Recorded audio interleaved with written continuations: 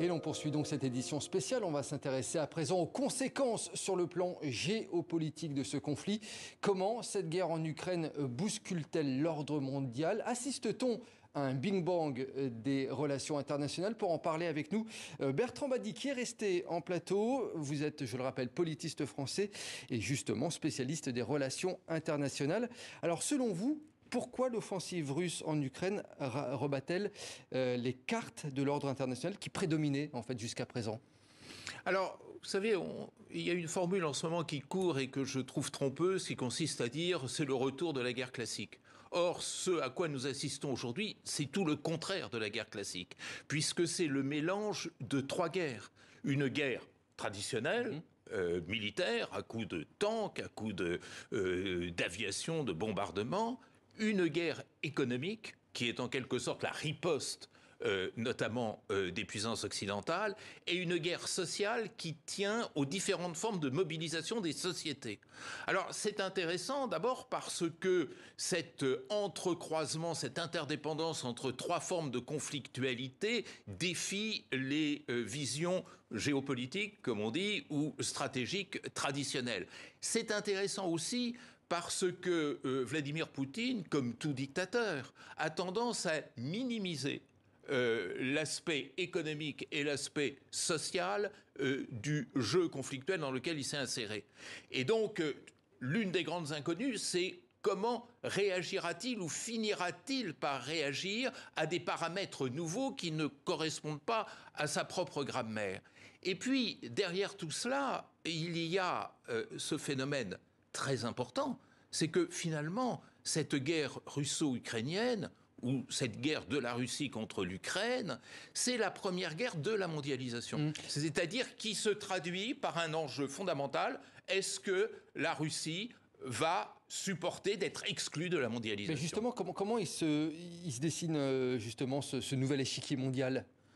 Alors, il se dessine tel que je l'ai dit, c'est-à-dire face à ces défis de l'interdépendance économique, de l'interdépendance énergétique, du rôle actif des sociétés qui ont surpris manifestement le maître du Kremlin, qui ne s'attendait pas à une telle résistance de la société ukrainienne, une résistance réelle de la société russe et des opinions publiques internationales. Et puis, il y a un autre aspect qu'il ne faut pas négliger, qu'on néglige trop dans notre vieux continent, c'est le rôle que les pays du Sud tentent à jouer, s'invitant dans ces nouvelles interactions.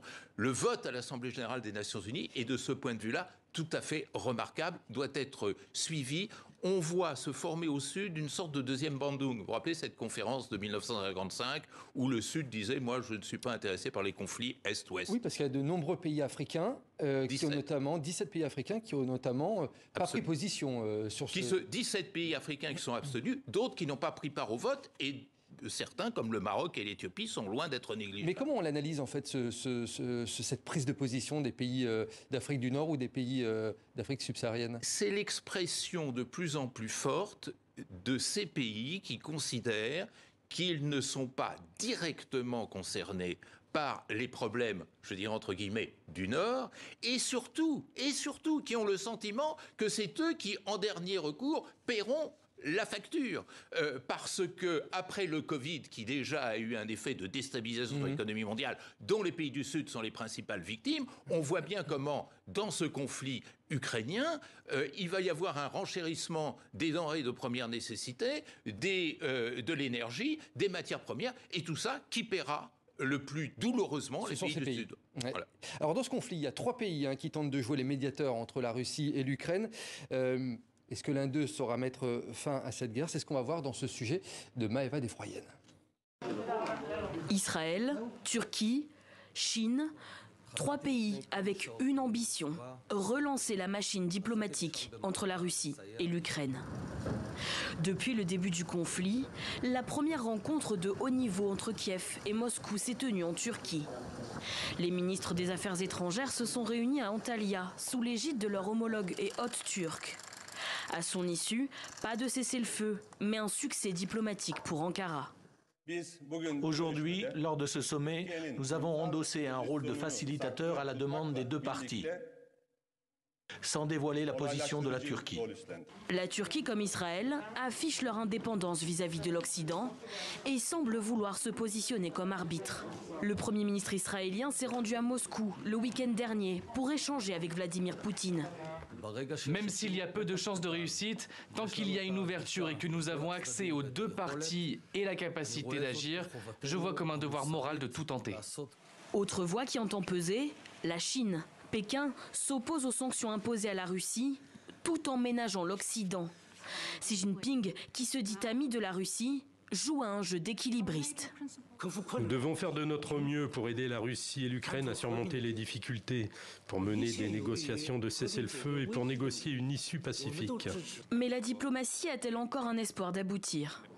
Depuis le début de la guerre, plusieurs négociations ont eu lieu au Bélarus, allié de Moscou, permettant notamment des cessez-le-feu locaux et l'ouverture de corridors humanitaires. Vladimir Poutine a dit voir des avancées positives dans ses pourparlers avec l'Ukraine.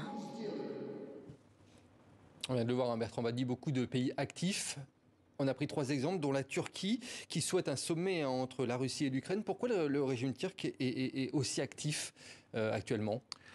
Je dirais d'abord, c'est dans le jeu politique traditionnel du président Erdogan, du président de la Turquie, qui aime occuper une place importante, décisive sur l'échiquier international. La Turquie a un rêve impérial aussi, et la mer Noire faisait partie des limites de ce rêve impérial. Donc elle se considère comme concernée par ce qui se passe en Ukraine, et l'idée de pouvoir jouer un rôle, je dirais, si vous me passez l'expression, au nez et à la barbe des Occidentaux, n'est pas pour déplaire à Erdogan. Ceci dit, il faut se méfier des mots. Médiation, ça veut dire équidistance et avoir de l'autorité sur les parties en question. Est-ce qu'on peut parler d'équidistance en ce qui concerne la position de la Turquie entre les deux protagonistes, et est-ce que la Turquie a une véritable autorité sur la Russie? Ça, c'est une autre question. Alors, en pleine crise, les liens se resserrent cette fois entre Moscou et Pékin. La Chine, médiateur possible dans ce conflit, selon vous? Alors, il faut faire très attention, là aussi, aux mots. On a un peu trop vite parlé de collusion, de connivence entre Pékin et Moscou. Le jeu de Pékin est un jeu, comme souvent, extrêmement subtil et peu décryptable avec nos grilles d'analyse habituelles. La Chine n'est pas mécontente d'assister à l'affaiblissement de la Russie et de voir les Occidentaux, les États-Unis et l'Europe quelque peu entravés par ce conflit. Mais la Chine a besoin d'une économie mondiale qui fonctionne. On voit déjà les retours négatifs de cette crise sur les projets de route de la soie développés par la Chine. Et la Chine veut à tout prix faire l'économie de ce qui pourrait être un conflit majeur. Mais la Chine pourrait s'associer à la Russie, militairement parlant, ou ça vous excluez cette hypothèse? Non, justement, je ne crois pas que l'on puisse comprendre le jeu chinois à travers les termes d'alliance ou d'association. La Chine joue son propre jeu. La Chine a toujours considéré, encore plus que la Russie, qu'elle était exclue du jeu international. Elle entend reprendre la main sur les normes internationales. Si elle intervient, ce n'est pas forcément, et ça ne sera probablement pas sous forme d'une médiation, ça sera en faisant valoir sa voix, qui déjà compte beaucoup, en disant à Moscou, on peut vous aider, mais jusqu'à un certain point, et en disant aux Occidentaux, finalement, nous avons également des moyens de pression sur vous, et donc il y a là un jeu indirect, c'est ce qu'aime Pékin. Remarquez que Pékin ne se mêle jamais des conflits sur la planète, mais travaille, je dirais, par des logiques indirectes, et c'est peut-être là, effectivement, un espoir de paix. Je vais vous faire écouter un sonore de Vladimir Poutine à présent, Bertrand Badi. On a également appris donc aujourd'hui que la Russie pourrait bientôt décider de déployer davantage de troupes et de matériel militaire à ses frontières occidentales, et ce, en réponse au renforcement de l'OTAN en Europe de l'Est. C'est par la voix de Vladimir Poutine. Écoutez. En ce qui concerne le renforcement des frontières occidentales de la Fédération de Russie, en raison des mesures prises à cet égard par les pays de l'OTAN, en réponse à ce qu'ils font, cela doit être examiné séparément, et je vous demande de préparer un examen séparé et rendre compte des résultats de la discussion. Et nous prendrons les décisions appropriées dans un avenir proche. Bertrand Badi, cette déclaration de Vladimir Poutine, est-ce qu'elle pourrait ouvrir un nouvel épisode dans ce conflit ? Alors, je pense qu'effectivement, nous sommes à un tournant dans la mesure où il y a des éléments de langage nouveaux qui apparaissent en bien et en mal, je dirais. La Russie est en train de découvrir le coût très élevé de son opération. Enfin, Poutine est en train de le découvrir. En même temps, ça le conduit probablement vers la négociation, mais aussi vers la tentative de prendre des atouts supplémentaires en vue d'une négociation. On ne négocie que quand on a beaucoup d'atouts et que l'on perçoit que la durée joue contre vous.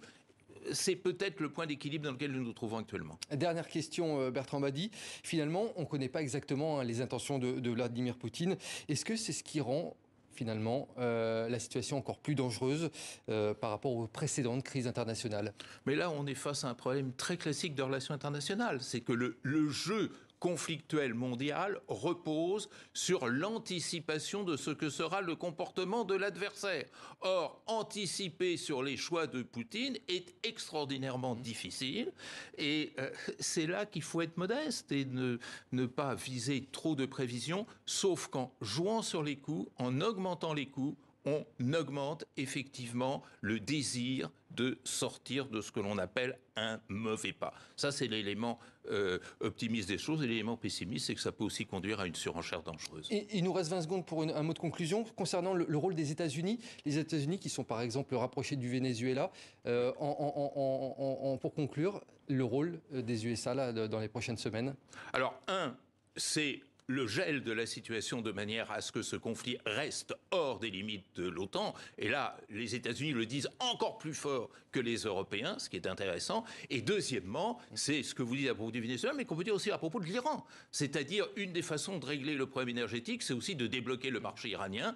Et là, on voit des progrès dans la négociation avec l'Iran. C'est les deux grandes surprises que peut-être l'Iran et le Venezuela vont être les arbitres de cette phase nouvelle des relations internationales. Et on va suivre ça. Merci beaucoup en tout cas Bertrand Badi d'être venu sur le plateau de 64 minutes. Merci à vous.